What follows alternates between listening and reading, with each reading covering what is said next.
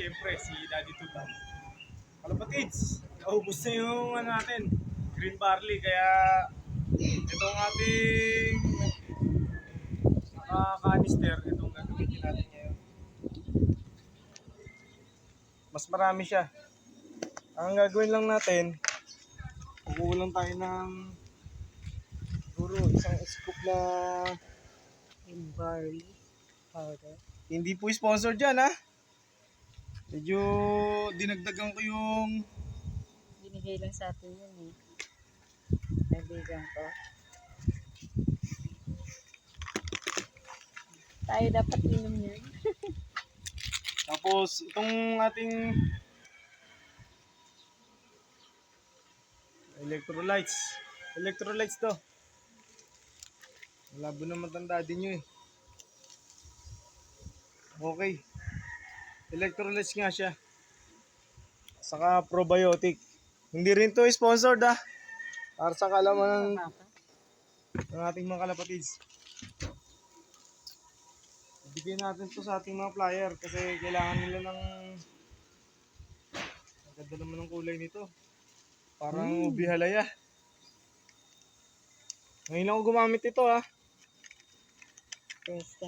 First time ko gumamit ito.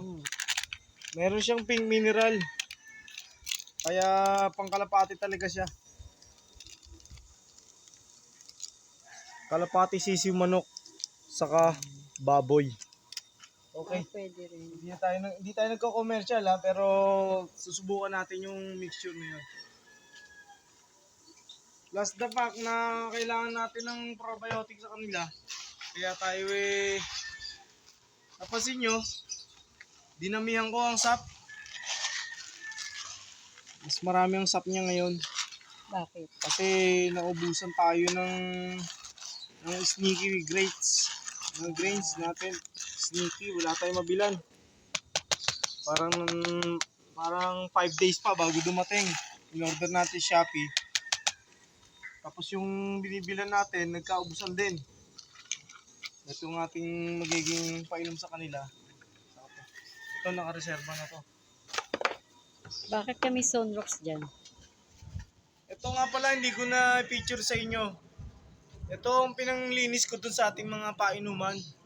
Maganda kasi to dahil yung ating mga painuman na i-infection ng mga virus ng galing sa ipot, galing sa laway ng kapwa nila ibon. Bali doon sila nagkakaroon ng hawahan. Maganda to, panglinis ng mga gamit. Painuman, patungaan, maging yung kanilang pugad na natapos na sila sa pagpupugad, pwede siyang napanlinis. Nga pala, hindi to sponsored, na bilhin natin to dyan sa kaibigan natin grocery. Unahin natin, magbigay tayo ng patoka dito sa ating ano.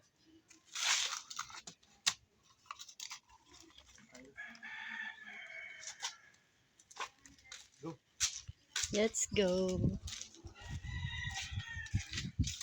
Yung ating security, mukhang magpapalit tayo ng security, may puro tulog eh.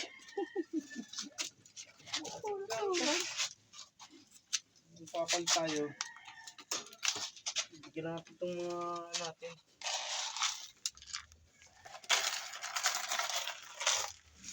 Yan si Saddle, oh. Sabi naman yan. Inisip ko pa, habol ko sa Saddle. Recover rin na maigi si Saddle. Pwede niyan. Saddle siguro.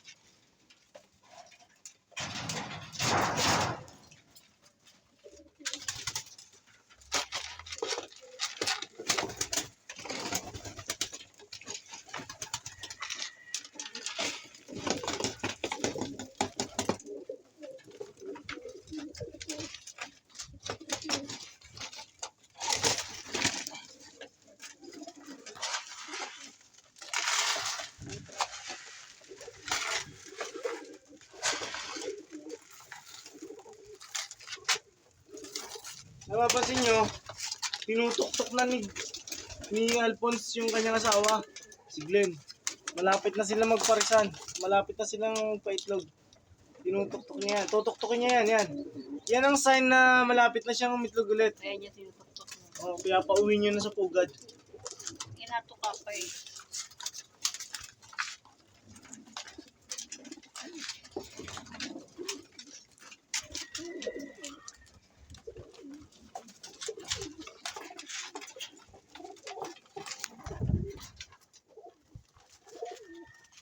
Sila.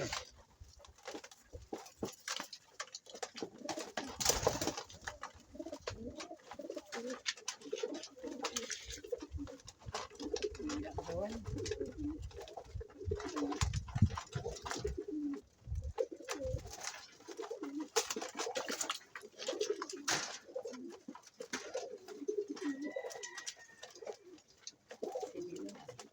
Yan sila.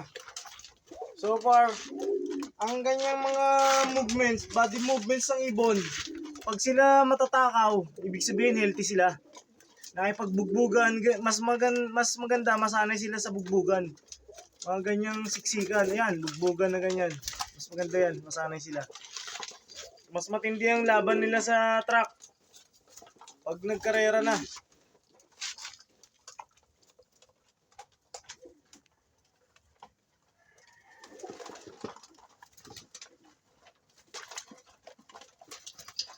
Okay, so far so good. Nakita natin ang situation nila. Thank you guys for the moment na napanood nyo ulit.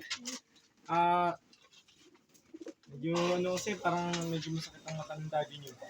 Siguro dahil na rin sa pagod sa tindahan, sa pagluluto. Kasi may tindahan kami ng pagkain eh. May parang karinderya pero may pizza. Alam nyo na, grind lang sa araw-araw na buhay natin. Thank you for watching. Mangarap lang tayo ng mangarap. Hindi masamang mangarap at libre naman. Lilipad tayo. Lipad lang. Lipad. Ang tuturo ko sa kanila, lipad lang.